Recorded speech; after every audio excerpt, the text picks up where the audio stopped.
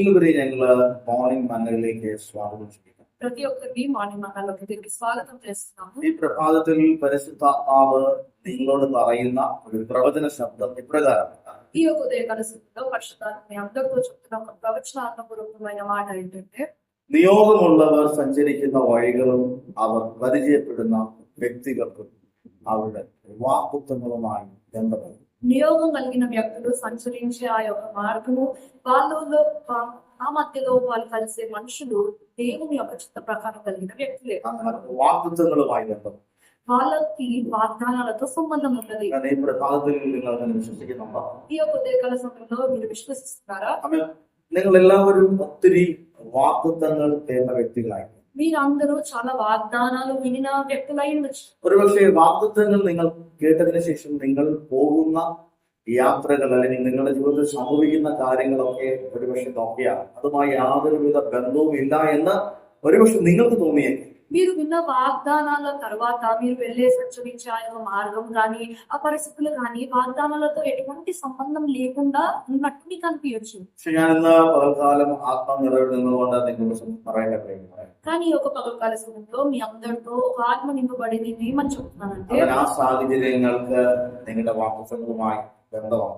ఆ పరిస్థితులకి మీ వాగ్దానాలతో సంబంధం ఉన్నది. നിങ്ങൾക്ക് ഒരുപക്ഷെ ഇതെന്താ സംഭവിക്കുന്നതെന്ന് നിങ്ങൾക്ക് മനസ്സിലായില്ലെങ്കിലും ഞാൻ ഇന്ന് പ്രഭാതത്തിൽ നിങ്ങളോട് പറയട്ടെ, നിങ്ങൾ കടന്നു പോകുന്ന സാഹചര്യങ്ങൾ, നിങ്ങളുടെ യാത്രയിൽ നിങ്ങൾ പരിചയപ്പെടുന്ന വ്യക്തികൾ, ഇവർക്കൊക്കെ നിങ്ങളുടെ വാഗ്ദത്തങ്ങളുമായി ബന്ധമാണ്. మీకు అసలు ఏం జరుగుతుంది అని అర్థం కాకపోయినా మీరు సంచరించే ఆ మార్గము, ఆ మధ్య దారిలో మీరు కలిసే ఆ వ్యక్తులతో మీ వాగ్దానాలకి సంబంధం అనేది ఉన్నది.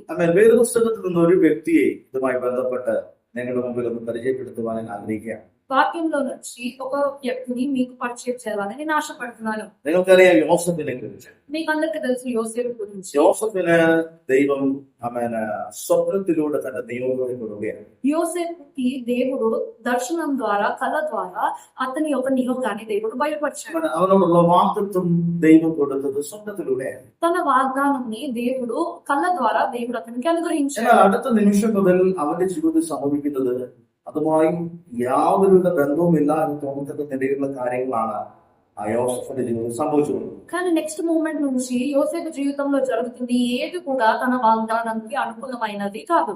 അവൻ ക്രിസ്തുവിനോട് ശ്രദ്ധിക്കുക പറഞ്ഞപ്പോൾ സഹോദരന്മാർ അവനെതിരായി.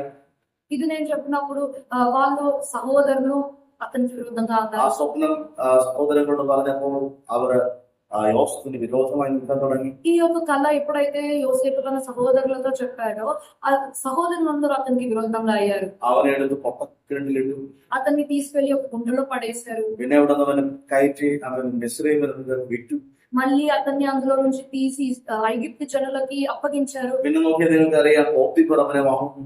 మళ్ళీ మనం చూసినట్టయితే పోతిఫర్ అతన్ని కొనుక్కుంటాడు. അവൻ ഒരുപക്ഷെ യോസേഫ് ചിന്തിച്ചു കാണും, ദൈവം എന്താണ് എന്റെ ജീവിതത്തിൽ സംഭവിക്കുന്നത്. మనం ఆలోచిస్తే యోసేపు అనుకుంటొచ్చు, ఏంటి ప్రభు అసలు ఇదంతా నా జీవితంలో అనుకుంటొచ్చు. എനിക്ക് പരിചയമില്ലാത്ത ഒരു രീതിയിലും ബന്ധപ്പെടാൻ സാഹചര്യമില്ലാത്ത ഒരു അനുഭവത്തിൽ കൂടെ ഞാൻ കടന്നു പോകുന്നു. എന്താ കർത്താവ് സംഭവിക്കുന്നത്? నాకు అసలు పరిచయం లేని ఒక అనుకూలమైన పరిస్థితిలో నేను వెళ్తున్నాను ఏంటి దేవా అని యోసేపు అనుకుంటొచ్చు. ആ മെമ്പേഴ്സിനോട് പിന്നെ അവളെ ചെന്നിട്ട് കാരാഗ്രഹത്തിലാണ്. మళ్ళీ అక్కడి నుంచి అతడు చెరసాలలోకి వెళ్ళాడు. ഒരുപക്ഷെ യോസേഫ് ചിന്തിച്ചു കാണാൻ എന്റെ സ്വപ്നങ്ങളൊക്കെ ഇവിടെ കൊണ്ട് തീർന്നു. యోసేపు అనుకుంటొచ్చు, అయిపోయింది నా యొక్క దర్శనము అదంతా ఇప్పటితో ముగించిపోయింది అని అతడు అనుకుంటొచ్చు. മെമ്പേഴ്സിനോട് ദർശനങ്ങൾ കണ്ട ദൈവിക വാഗ്ദത്തങ്ങൾ ലഭിച്ച നിങ്ങൾ ഒരുപക്ഷെ ഇങ്ങനെയൊക്കെ ആയിരിക്കും പറഞ്ഞുകൊണ്ടിരിക്കും. దర్శనాలు చూసి వాగ్దానాలు పొందుకున్న మీరు కూడా కొన్నిసార్లు ఈ విధంగా అనుకుండొచ్చు, കർത്താവ് എന്താ എന്റെ ജീവിതത്തിൽ സംഭവിക്കുന്നത്? దేవా అసలు ఏంటి నా జీవితంలో జరుగుతుంది అని. ഞാൻ എങ്ങോട്ടേക്ക് പോയിക്കൊണ്ടിരിക്കുന്നത്? నేను ఎక్కడికి వెళ్తున్నాను ప్రభా? എനിക്കൊന്നും മനസ്സിലാകുന്നില്ല കർത്താവ്. నాకు అసలు ఏమీ అర్థం అవ్వట్లేదు దేవా. യോസേഫ് പ്രകാരം പറഞ്ഞു. యోసేపు కూడా ఈ విధంగానే చెప్పుండొచ్చు. പക്ഷെ ഇന്ന് പകൽക്കാലം ഞാൻ നിങ്ങളോട് പറയട്ടെ, కానీ ఈ ఒక ఉదయ పరిస్థితుల్లో మీ అందరితో నేను చెప్తాను, യോസേഫെ നീ പോയിക്കൊണ്ടിരിക്കുന്നത് കൃത്യകൂട്ടണിയാണ്. యోసేపా నువ్వు వెళ్తుంది కరెక్ట్ అయిన దారిలోనే. അവന് കാരാഗ്രഹത്തിൽ കിടക്കുമ്പോൾ വേറെ രണ്ടുപേരോട് അവൻ చెరసాలలో ఉన్నప్పుడు ఇద్దరు వ్యక్తులు అతనికి పరిచయం అవుతారు. പാനവാദക്കാരനും അപ്പത്തിന്റെ പതിച്ചു നടക്കുന്ന അങ്ങനെ രണ്ട് വ്യക്തിയും ഇവിടെ വരികയാണ്. పానపాత్రం అందించే వ్యక్తి, ఇంకొక అప్పము అందించే వ్యక్తి, ఇద్దరు ఆ చెరసాలలోకి వస్తారు. അവൻ ചില ദിവസങ്ങൾ കഴിയുമ്പോൾ కొన్ని రోజులు అయిన తర్వాత അവർ രണ്ടുപേരും സ്വപ്നങ്ങൾ കാണണം. వారిద్దరూ ఒక కళని చూస్తారు. അതിനെ അവൻ യോസേഫ് വ്യാഖ്യാനിച്ചു കൊടുക്കും. దానికి యోసేపు ఆ కళకి అర్థం చెప్తాడు. അവൻ ഒരുവനോട് പറഞ്ഞു, നീ വീണ്ടും പഴയ സ്ഥാനത്താകും. ఒక వ్యక్తితో ఏమని చెప్పాడంటే, నువ్వు మళ్ళీ నీ పాత పనిలోకి వెళ్తావు. അടുത്തവനോട് പറഞ്ഞു, രാജാവ് നിന്നെ കൊല്ലുക.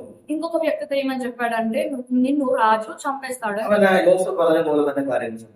యోసేపు జరిగిన ప్రకారంగానే ఆ కార్యం జరిగింది. അവൻ പൈസയോട് ആ പാനവാദക്കാരനോട് പറഞ്ഞു, നീ ഇറങ്ങുമ്പോൾ രാജാവിനോട് എന്നെ പറ്റി ഒന്ന് പറയണമെന്ന് പറഞ്ഞു.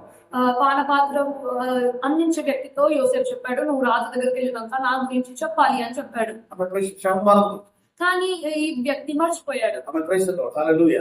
എന്നാൽ ഒരു പ്രത്യേക സാഹചര്യത്തിൽ ഫറവോന്റെ സ്വപ്നം കാണുവാണ്. కానీ ఒక ప్రత్యేకమైన సందర్భంలో ఫరో అయిన రాజు ఒక కళని చూస్తాడు. അവൻ എല്ലാവരോടും അർത്ഥം പറയാൻ പറഞ്ഞു. అందరితో నాకు ఈ కళ అర్థం చెప్పండి అని చెప్పాడు. ആദ്യം ഒന്നും കഴിഞ്ഞില്ല. ఎవరు కూడా అర్థం చెప్పలేకపోయారు. പാനപാത്രം വഹിച്ചുകൊണ്ടിരുന്ന മനുഷ്യന് മനസ്സിലായി, ഞാൻ കാരാഗ്രഹത്തിൽ കിടന്നപ്പോൾ യോസേഫ് എന്ന് പറഞ്ഞൊരു മനുഷ്യനുണ്ടായിരുന്നു. అప్పుడు పానపాత్రం అందించే వ్యక్తికి ఒకటి గుర్తుకొచ్చింది, నేను చెరసాలలో ఉన్నప్పుడు యోసేపు అనే వ్యక్తి ఉండేవాడు. അവനോട് പറഞ്ഞാൽ ഇതിന് മറുപടി. అతనితో చెప్తే ఈ యొక్క విషయానికి సొల్యూషన్ దొరుకుతుంది అని అతను అనుకున్నాడు. ഈ വിഷയം യോസേഫിന്റെ അടുക്കൽ ఈ విషయం యోసేపు దగ్గరికి అందింది. ഫറവോൻ കണ്ട സ്വപ്നത്തെ വ്യാഖ്യാനിക്കുകയാണ്. ఫరో చూసిన కళకి అర్థము యోసేపు చెప్తాడు. ഹല്ലേലൂയ. അത് യോസേഫിന്റെ ജീവിതത്തിലെ ടേണിംഗ് പോയിന്റ് ആയിരുന്നു. అది యోసేపు యొక్క జీవితంలో ఒక టర్నింగ్ పాయింట్ గా అయింది. യോസേഫിനെ ദൈവം നാളുകൾക്ക് മുമ്പ് കാണിച്ചു കൊടുത്ത സ്വപ്നത്തിന്റെ യാഥാർത്ഥ്യത്തിലേക്ക് ഇപ്പോൾ യോസേഫ് കയറാൻ പോവുകയാണ്. యోసేపుకి చాలా సంవత్సరాల ముందు దేవుడు చూపించిన ఆ యొక్క దర్శనము, ఆ యొక్క దారిలో యోసేపు వెళ్తున్నాడు. പക്ഷേ ഇന്നലെ വരെ യോസേഫ് പറഞ്ഞു, എന്തിന് ഞാൻ ഇവിടെ വന്നു, എന്തിന് ഞാൻ പോത്തിഫറിന്റെ അടുക്കൽ വന്നു, എന്തിന് ഞാൻ കാരാഗ്രഹത്തിലായി, എന്തിന് ഞാൻ അവിടെ നിന്ന് ഈ വഴികളിലൂടെ സഞ്ചരിച്ചു, എന്റെ വാക്കുകളിലൂടെ എന്നത് ഒരു പക്ഷേ യോസേഫ് ചോദിച്ചിട്ടുണ്ടാകും. యోసేపు అడుగుండొచ్చు, అసలు నేను ఎందుకు పోతిఫర్ వాళ్ళ ఇంటికి వచ్చాను, అసలు నేను ఎందుకు చెరసాలలోకి వచ్చాను, అసలు నేను ఎక్కడికి వెళ్తున్నాను అని యోసేపు అనుకుండొచ్చు.